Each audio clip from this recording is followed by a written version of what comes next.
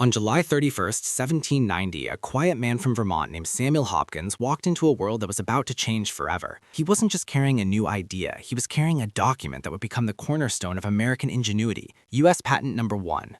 At the time, the United States was a fledgling nation, barely a decade old, and its leaders knew that for the country to survive, it couldn't just rely on farming, it had to out-innovate the world. The invention itself sounds humble by today's standards, a new process for making potash and pearlash. In the 18th century, however, potash was black gold. It was an essential ingredient used in making soap, glass, and gunpowder, and it was America's biggest industrial export.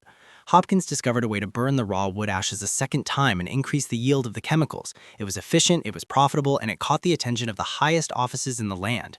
Imagine the gravity of that first application. This wasn't a digital form sent over the internet, it was a handwritten petition reviewed by the Patent Board, which consisted of the Secretary of State, the Secretary of War, and the Attorney General. Thomas Jefferson, a legendary inventor himself, personally scrutinized Hopkins' method. Once approved, the document was signed by the first President of the United States, George Washington, and the Attorney General, Edmund Randolph. This single piece of parchment did more than protect Hopkins' chemical process. It birthed the American dream of ownership. For the first time in history, a common citizen, not just a nobleman or a king's favorite, could own their intellectual property. This created a gold rush of the mind. Because Hopkins paved the way, the 19th century exploded with the likes of Whitney, Samuel Morse, and Thomas Edison. They all followed the legal trail blazed by a potash maker from Vermont.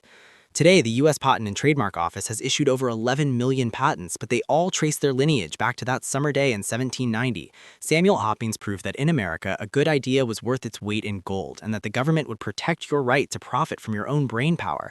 It's the reason why a garage startup can become a global empire today. It all started with one man, one signature, and the very first patent.